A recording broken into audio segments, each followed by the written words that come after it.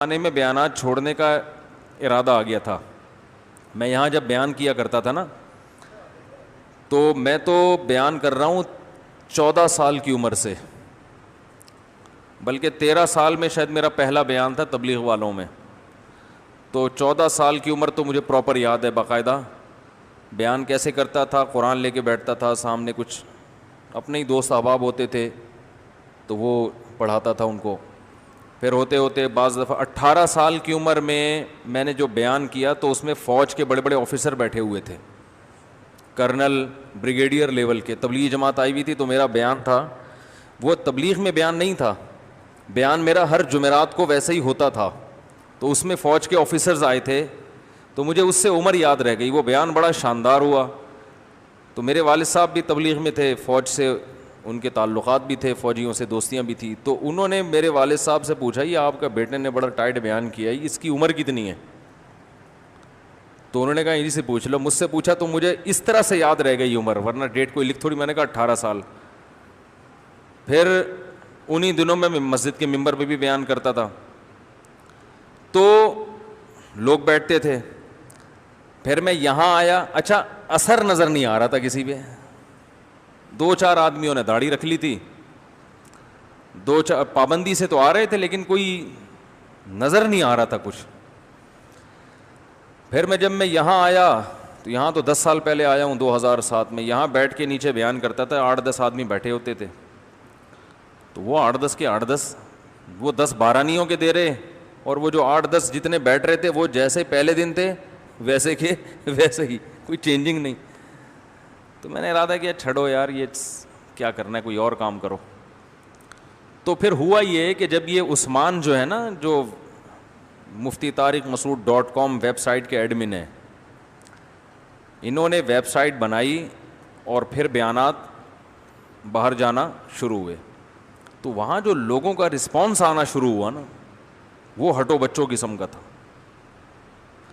پھر میں جب حج کے لیے گیا تو باہر اتنے لوگ بیان سن رہے. کسی نے کہا میں نے داڑھی رکھ لی, خواتین بہت سی میں نے پردہ کر لیا. تو میں نے کہا یار ادھر تو ہم بیٹھے ہوئے تھے, کوئی تو اثر ہی نہیں ہو رہا تھا. تو وہ آڈیو بیانات تھے, تو وہ اتنے لوگوں نے ان پہ زندگیاں تبدیل ہوئیں. اچھا پھر ہمارے ہی جو کبھی کسی بھی قسم کی لفٹ کرانے کے لیے تیار نہیں تھے صحیح, انہوں نے بتایا کہ لوگ ہمیں لفٹ کراتے ہیں جب ہم بتاتے ہیں کہ ہم مفتی صاحب کے پڑوس میں رہتے ہیں.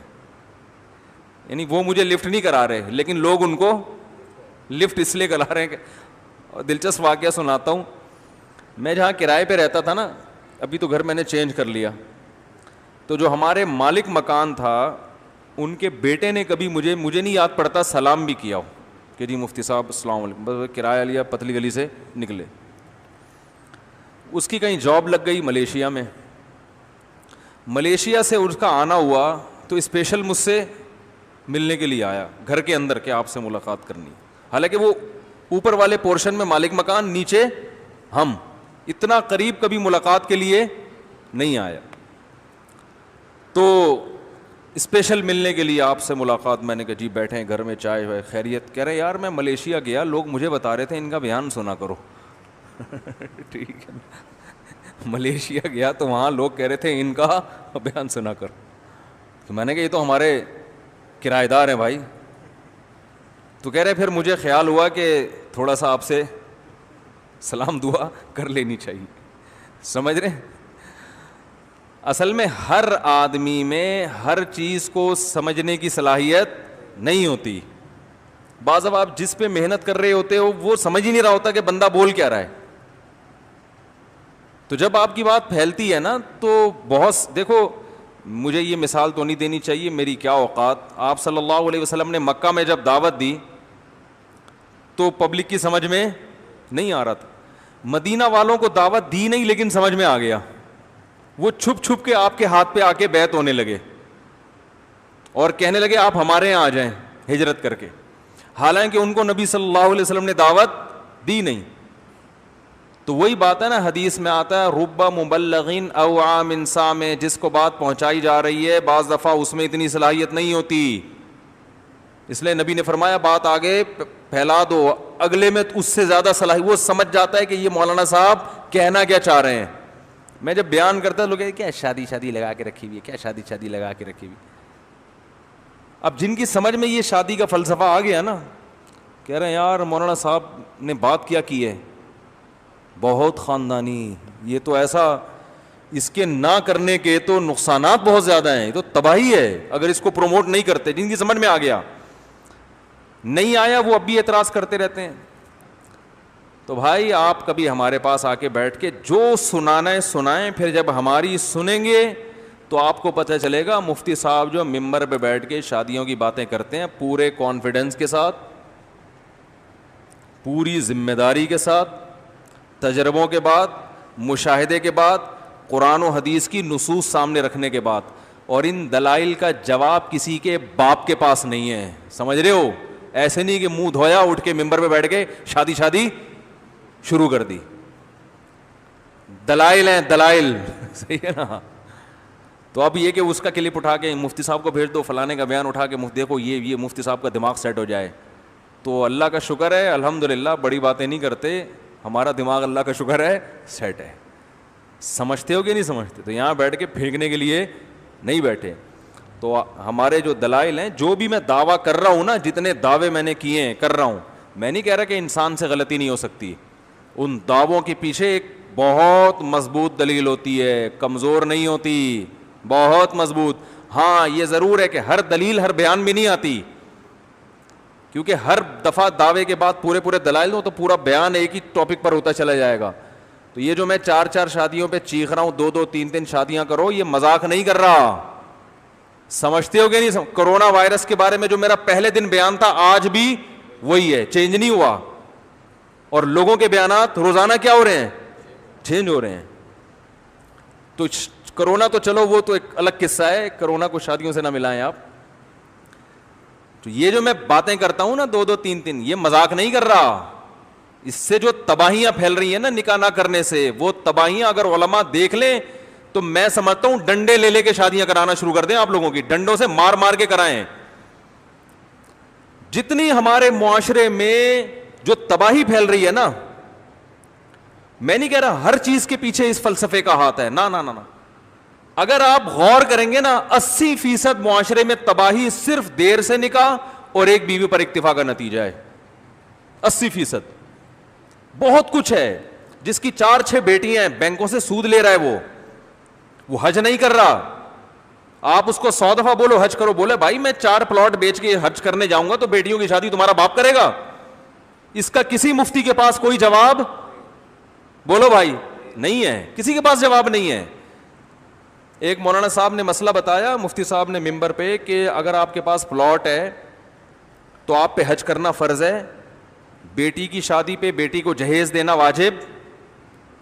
بھائی جہیز تو کوئی ضروری چیز تھوڑی ہے, تو پلاٹ پہ آپ کو حج کرنا فرض ہے. مسئلہ بھی کتابوں میں یہی لکھا ہوا ہے. میں نے کہا حضرت جہیز دینا یقیناً فرض نہیں ہے, غیر شرعی رسم ہے, لیکن ایک باپ کو معلوم ہے کہ میں پلاٹ بیچ کے حج کرنے جاؤں گا, میری بیٹی کی پہلے ہی شادی نہیں ہو رہی, تو ایک جو شادی کی امید تھی کہ کمبخت داماد کا منہ بند کر دیا جائے جہیز دے کے, وہ آپشن بھی آپ نے کیا کر دیا؟ ختم. تو یا تو اس کا کہیں رشتہ کرا دیں آپ فری پھوکٹ میں بغیر جہیز کے, یا پھر مسئلے کو تبدیل کر لیں. نہیں یار یہ بات میرا خیال ہے, گراؤنڈ ریئلٹی کو دیکھ کے جو بات کی جاتی ہے وہ الگ ہوتی ہے, صرف کتابوں میں دیکھ کے جو بات کی جاتی ہے وہ الگ ہوتی ہے. اب آپ کہہ سکتے ہیں اس کا مطلب کتابوں میں جو مسئلہ لکھا مسئلہ ہی چینج ہو گیا. یعنی مسئلہ تو کتابوں میں لکھا ہے کہ کسی کے بعد کے پاس اضافی پراپرٹی ہے, رہنے کے مکان کی بات نہیں ہو رہی, الگ سے ایک پلاٹ رکھا ہوا ہے اور حج کی درخواستیں جانا شروع ہو گئیں, تو ایسے آدمی پہ حج کرنا فرض. اتنے کے پلاٹوں کے حج ہو سکتا ہو. مسئلہ تو یہی ہے, مسئلہ چینج نہیں ہوگا. لیکن آپ پبلک کو جب یہ مسئلہ بتاؤ گے تو لوگ یہ کہیں گے, اور یہ مشاہدہ ہے کہ جب آپ یہ مسئلہ بتاتے ہیں نا تو جس کی 2 4 بیٹیاں ہیں وہ کہتے ہیں بھائی یہ پریکٹیکلی یہ ممکن نہیں ہے, حج کرنے چلے گا یہ ان کا ہوگا کیا؟ اب علماء اس کا جواب دیتے ہیں اللہ پہ توکل کرو, اللہ بہت بڑا ہے. علماء اس کا کیا جواب دیں گے؟ عام طور پر جو جواب دیتے ہیں, بھائی 4 بیٹیاں شادی کرنے والا کون ہے؟ اللہ ہے. اللہ پہ توکل اس وقت ہوتا ہے جب اللہ کے حکم کو پورا کیا جائے. نہیں یار یہ بات یار کیا کریں یار, اللہ کے سسٹم کو پورا فالو کریں گے پھر اللہ پہ توکل کریں گے. اللہ نے کہا ان 4 بیٹیوں کی شادی یہ ضروری نہیں ہے کہ کسی کنوارے سے کراؤں میں, دوسری کے لیے ایگری ہوگے تو ہو جائے گی, ورنہ میری کوئی ذمہ داری نہیں ہے, کیونکہ میں نے مرد کو زیادہ نکاح کی اجازت اس لیے دی ہے کہ میں عورتیں اسی حساب سے پیدا کروں گا. اب اگر تم ایک ایک کر کے بیٹھ گئے ہو تو یہ تمہاری ٹینشن ہے, یہ میرا قصور نہیں ہے, پھر کوئی گارنٹی نہیں ہے, کوئی نہیں ہوگی شادی, بیٹھے رہو, زندگیاں سڑا دو اپنی, بوڑھے ہو جاؤ, مر جاؤ. کیا کریں یار. آپ پولیس میں ہیں نا امریکہ کی, ابھی بھی ہیں, تو امریکی پولیس بلائیں یار, فون کریں. نہیں آئے گی سمجھ میں بھائی, چیخ رہے ہیں ہم 15 سال سے چیخ رہے ہیں, سمجھ میں ہی نہیں آ رہا لوگوں کے کہ یہ بندہ بول کیا رہا ہے, اس کو ہلکا لے رہے ہیں. بتاؤ بیٹی کی پیدائش عذاب جان بن گئی ہے کہ نہیں بن گئی ہے؟ اوپر اوپر سے خوش ہو رہے ہیں, بچی پیدا ہوئی, اندر سے جو ہے نا لاوا پکڑا ہوتا ہے, رو رہے ہوتے ہیں. میں نے دیکھا ہے روتے ہوئے لوگوں کو. ایک ایک بچی مصیبت بن گئی ہے بھائی. فون صبح سے شام ہمارے پاس آتے ہیں, کتنے لوگوں کے پاس آتے ہیں, یار بیٹی یہ شادی نہیں ہو رہی, بیٹی یہ شادی نہیں ہو رہی, شکل دیکھ, ہر ایک کو چاہیے حسن, بہت خوبصورت. کیوں چاہیے؟ اسے پتا ہے مل جائے گی. سمجھ میں ہر یہ بات اتنی ہے, ہول سیل کے حساب سے اپنی مرضی کی مجھے مل جائے گی. جب 2-3 نکاحوں کا رواج ہوتا ہے تو مرد کو اپنا معیار گرانا پڑتا ہے. غریب میں بھی کرے گا وہ, بیوہ سے بھی کرے گا, طلاق یافتہ سے بھی کرے گا. ابھی میں دلائل پہ نہیں جا رہا, وہ تو دوں گا تو پھر بات لمبی ہو جائے گی. تو مسئلہ یہ ہے کہ وہ حج پہ پلاٹ بکوا دیا تو وہ بیڑا بیچارے کا کیا ہو گیا؟ غرق. وہ اور بڈھی ہو کے بیٹھے ہیں. پہلے تو ایک, اب یا تو مسئلہ چینج کر دو, وہ چینج نہیں ہو سکتا, یا پھر لوگوں کو آلٹرنیٹ حل دو. بھائی 3-4 بیٹیاں ہیں, پلاٹ بیچو, ہم اس کی کسی دوسری والے سے شادی کرا دیں گے. کمارے سے نہیں ہو رہی نا, دوسری شادی, دوسری بیوی بننے کے لیے تیار ہو جائیں بغیر جہیز میں, کیونکہ دوسری کے لیے مرد کو لفٹ نہیں کراتی لڑکیاں. دوسری شادی ہوتی ہے عورت کی شرطوں پہ, مرد کی شرطوں پہ نہیں ہوتی. آپ آج بولو مفتی صاحب ہماری دوسری کرا دو, تو ہو جائے گی آپ کی, لیکن پھر آپ کی شرطوں پہ نہیں ہوگی, کیونکہ عورت سوگن قبول کر رہی ہے تو پھر اس کی شرطوں پہ ہوگی. نہیں آ رہی بات. دوسری پہ عورت مہر مانگتی ہے, اتنے تولے سونا چاہیے, گھر الگ چاہیے. سمجھتے ہو کہ نہیں سمجھتے؟ ماہانہ خرچہ کتنا دے گا بتا بھائی, لکھ کے دے, ٹھیک ہے نا. تو یہی پتہ چل جاتا ہے کہ ان تلوں میں تیل نہیں ہے. تو سنجیدہ نہیں ہوتے پھر سیکنڈ میرج میں, کہتے ہیں چھوڑو یار ایک ہی ٹھیک ہے. تو ہم یہ کہہ رہے ہیں کہ بھائی اس کا حل یہ, جو 4-4 6-6 بیٹیاں بیٹھی ہوئی ہیں, پلاٹ بکوا کے حج پہ بھیجو اور ان کو دوسری پہ دینے کے لیے تیار. تو بندہ تیار ہوتا ہے نا کوئی, وہ کہہ رہا آگے بندہ تیار نہیں ہے دوسری کرنے کے لیے. نہیں یار یار کیا کریں یار, وہ بندہ تیار نہیں ہے دوسری کرنے کے لیے. آپ کہہ سکتے ہو ہم سب تیار ہیں, اصل میں تیار ہو پیڑے کھانے کے لیے, فری پھوکٹ میں, خرچہ دینے کے لیے تیار نہیں, الگ گھر دینے کے لیے تیار نہیں, باریاں دینے کے لیے تیار. ہر آدمی کی شرط ہے چھپ کے شادی کروں گا, پہلی والی کو پتا نہ چلے, چھپ کے کروں گا, مزے اڑانے کے لیے, یہ ذمہ داری لینے کے لیے نہیں. چھپ کے کروں گا پہلی والی کو قیامت تک پتا نہ چلے, جس دن پتا چلا چھوڑ دوں گا. نمبر 2, پورا خرچہ نہیں اٹھاؤں گا میں, تھوڑا تھوڑا اٹھاؤں گا. ابھی ایک کل کسی کمبخت کا, ابھی میں نے رشتے کے لیے ایک صاحب کو بٹھایا نا, اپنے بہنوں ہی ہیں میرے, عارف صاحب, ان کو میں نے بٹھایا. میں نے کہا رشتے, وہ میرے پاس ٹائم نہیں ہے بھائی, ان کو میں نے بٹھا دیا. میں نے کہا یار تم دے. وہ مجھے عجیب عجیب قصے سنا رہے ہیں, کہہ رہے بیوہ جوان خاتون ہے, ان کے لیے ایک رشتہ دیکھا ہم نے, وہ بندہ دوسری کر رہا ہے. دوسری پہ وہ یہ کہہ رہا ہے بیگم صاحبہ سے کہ مٹھائی کا خرچہ آپ اٹھائیں گے یا ہم اٹھائیں گے؟ مٹھائی کا خرچہ آپ کی طرف سے ہوگا یا؟ میں نے کہا اس کو یہ خاتون سے بولو اس کمبخت سے ہاں نہیں کرنا. نہیں آ رہی بات. کمبخت تیرے پاس مٹھائی کھلانے کے پیسے نہیں ہیں, تو دوسری بیوی پالے گا کیسے یار؟ تجھے شرم نہیں آتی؟ تو مٹھائی کا ڈبہ پوچھ رہا ہے بیوی سے کہ مٹھائی کا ڈبہ آپ کی طرف سے آئے گا یا؟ یار پولیس بلاؤ, کیا ہو گیا بھائی؟ آپ لوگ کو غصہ نہیں آ رہا یہ باتیں سن کے؟ غصہ آ رہا ہے مولوی خان صاحب؟ نہیں آ رہا غصہ؟ غصہ ہی نہیں آ رہا. کہاں سے آئے ہیں آپ؟ نہیں ایسے آدمی پہ غصہ آ رہا ہے, مجھے تو خدا کی قسم ابھی میرے جذبات بن رہے ہیں, پھر میرا دل چاہ رہا ہے چماڑ لگوں. آپ کو آ رہا ہے؟ آپ کو سمجھ میں آ رہا ہے میں کیا کہہ رہا ہوں؟ اس سڑے پہ غصہ راغلے کہ نہ راغلے آ رہا ہے نا. آپ کو تو زیادہ غصہ آئے گا. کیا خیال ہے؟ پٹھانوں میں تو بالکل ہی عورت کی کمائی کو پتہ نہیں کیا سمجھتے ہیں وہ لوگ, وہ تو کہتے ہیں ہم کھلائے گا. تو یہ تو بات غصے والی ہے. میں نے کہا اس کمبخت کو نہیں کرنے دینا. مٹھائی کا ڈبہ پوچھ رہے کس کے خرچے پہ آئے گا. او بھائی جب تو دوسری کر رہا ہے تو تو بولے بھائی کہ اب یہ میں اپنی ذمہ داری پہ کر رہا ہوں, آپ گھر میری ذمہ داری ہے, رینٹ پہ لے کے دوں گا ہے بھائی. مٹھائی کے ڈبے تو ہم نہیں کھلانے ہیں, وہ تو مرد ہی کھلائے گا نا. خرچہ بتائیں کتنا ہوگا ماہانہ, تو میں بتا سکتا ہوں کہ اتنا افورڈ کر سکتا ہوں کہ نہیں کر سکتا. اس پہ بات ہو. وہ مٹھائی پہ بھی وہ اس پہ ڈال رہے ہیں, آگے تو اس سے بڑے بڑے پہاڑ کھڑے ہوئے ہیں. تو یہ والی دوسری نہیں چاہیے بھائی. صحیح ہے نا, اس سے تو سارے دنیا تیار ہو جائے. ایک اور بیوہ خاتون اسی ہفتے پیچھے پڑی ہوئی ہیں. پیچھے جوان خاتون تھی, میرے گھر والے میری شادی نہیں کر رہے, میرے گھر والے میری شادی نہیں کر رہے, میرے گھر والے میری شادی نہیں کرنے دے رہے. تو ایک 22 سال کا جوان آدمی ہے, لڑکا ہے, زیادہ بھی تو نہیں, وہ مجھ سے شادی کر رہا ہے اور میں اس سے چھپ کے شادی کروں گی کیونکہ میرے گھر والے میرا نکاح کرنے کے لیے تیار نہیں ہے. وہ کہنے تمہارے جب بچے ہیں تمہیں شادی کرنے کی کیا ضرورت ہے. میں نے کہا تو ظلم کر رہے ہیں. اس نے بتایا میں روتی ہوں, میں تنہائی سے بیزار آ گئی ہوں, اور رو رہی تھی, خدا کی قسم فون پہ رو رہی تھی. اور میں چھت پہ جا کے بیٹھتی ہوں, ستارے دیکھتی ہوں, گنتی ہوں, یعنی ڈپریشن میں جا رہی ہوں میں. گھر والے تھوڑی سمجھتے ہیں یہ چیزیں. تو اب ایک لڑکا تیار ہوا ہے 22 سال کا. میں نے اس خاتون سے کہا, میں نے کہا دیکھیں وہ اپنے گھر والوں کو بتا کے کر رہا ہے یا چھپا کے. اس نے کہا بتا کے نہیں کر رہا, چھپا کے کر رہا ہے. میں نے کہا مجھے نمبر دو اس کا. اس بندے سے میں نے لونڈے کو فون کیا. میں نے کہا تو اس خاتون سے شادی کر رہا ہے, تو نے مستقبل میں سوچا کیا ہے؟ چھپا کے رکھے گا. کہہ رہے ہیں ہاں میرے گھر والے کون سا کرنے دے رہے ہیں مجھے, وہ بھی نہیں کرنے دے رہے, تو مجبوراً میں چھپ کے کر رہا ہوں. میں نے کہا اچھا ایک بات بتاؤ, ٹھیک ہے نکاح سے کسی کا باپ کسی کو جب خاندان والے تمیز سے نہیں کرنے دے رہے تو چھپ کے کر لو, بالکل جائز ہے, کوشش تو کرو, لیکن اس کے سائڈ افیکٹ پہ پہلے سوچا ہوا ہے کیا ہوگا. کہہ رہے کیا ہوگا. میں نے کہا جب تم یہاں شادی کرو گے پکڑے گئے تو کیا ہوگا. تم نے ابھی چھپ کے کی ہے نا, رکھو گے اس کو, کسی دن دیکھ لیا, پھر کیا ہوگا.